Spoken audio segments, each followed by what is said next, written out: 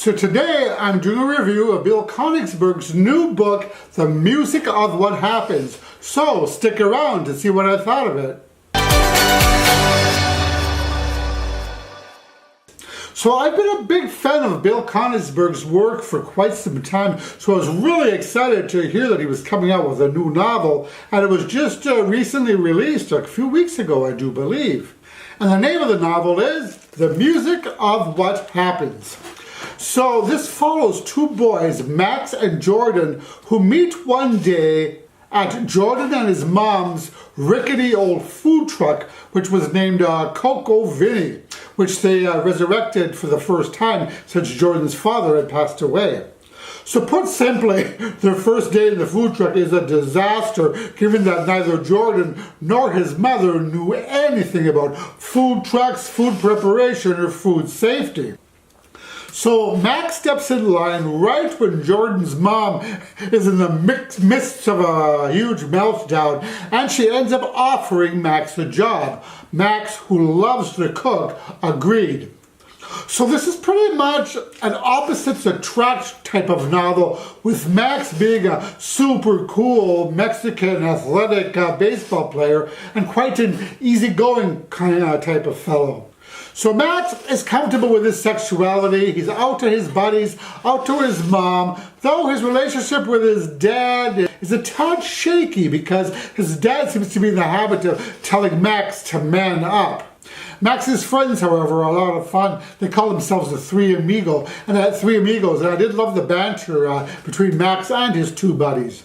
Now Jordan, on the other hand, is a skinny, gay, angst-filled poet, perhaps a tad on the over-dramatic side, who hangs out with his two female friends, whom he refers to as his wives, which kind of gave me a cackle. They likewise refer to him as our husband.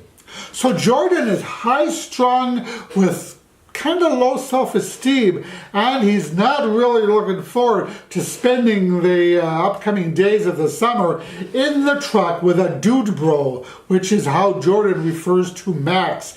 And he figures that the two of them have pretty much nothing in common. But they both strive to make this food truck thing work for the both of them. And through trial and error, research and strategizing, they come up with some unique recipes. And pretty soon their new business is a hit, even in the sweltering Arizona heat. Additionally, the more time they spend together, the more they begin to like each other. But they are both dealing with their own traumas and misfortunes, with Max harboring a pretty horrible secret that's affecting any potential relationship with Jordan. And Jordan, on the other hand, having to play parent with his mom, who has really never recovered from the death of her husband, and she is now caught in this destructive behavior pattern which could unravel everything. So Jordan and his mother are also on the brink of financial ruin, so Jordan really needs to make this food truck a success. You know, it's kind of funny. I thought that initially this would be a cute and fluffy romantic story between two gay boys, and while that element is certainly there, it ended up being about so much more than that. It's also about overcoming obstacles and letting go of toxic masculinity. So in this way, the story stressed that sharing and communicating feelings between boys is not only helpful, but can also be healing. So the lesson here, I think, is that we don't need to be a man all the time. And it was delightful to see the soft side of Max as well as the determined and protective side of Jordan. I also really enjoyed seeing the comical banter between the two boys as their feelings for each other deepened, but they both were also no-nonsense and quite supportive as the situation called for it. And through their fumbling, they both end up being the strength and support that the other one needs. Now, I really enjoyed the character arc of these two boys and appreciated how much they grew throughout this story. So one topic that I found especially important in this book was that of sexual consent among men, which is not often something addressed in literature, especially young adult books. So often it's a topic ignored and simply not mentioned, so it was refreshing to see it handled here with sensitivity and in a non-preachy manner.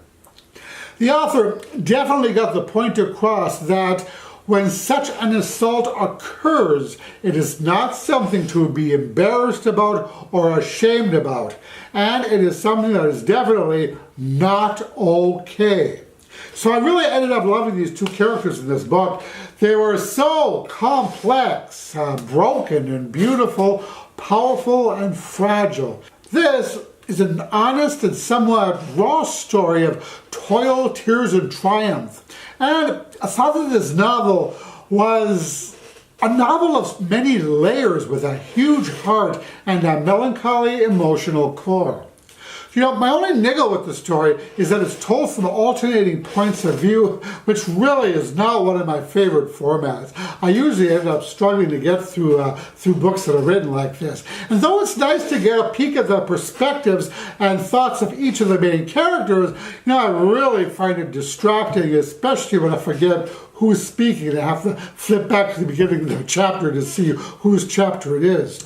So it's also interesting how the story deals with the disconnection among friends and family by showing that sometimes people you love and who should support you will let you down. So in this way, it ended up being a pretty honest and raw commentary on humanity. So in so doing, it does a good job at illustrating how we are all human with our flaws and our shortcomings, and that not only is life messy, but people are messy as well. So thus, it's ultimately up to us to take responsibility for our own actions and our own decisions, though it might take us a while to get to a place where we're comfortable enough in our own skin to be able to stand up for what we really believe in. That's at least what I got out of it. But you know, books like this always tend to hit me right in the heart, and this one was no exception. So all in all, I thought that the music of what happens is a wonderfully well-told story that examines tough and important topics such as sexual assault and toxic child and parent relationships.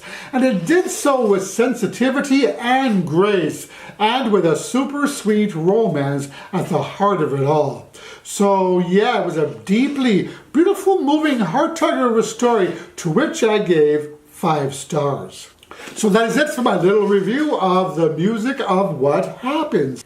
If you liked this video, I'd really appreciate it if you click the like button below, as that helps my channel out. Also, consider subscribing and then clicking the bell icon to be notified whenever I release new videos. So that's it for this time. I will talk to you in the next video. Roger and out. Ooh.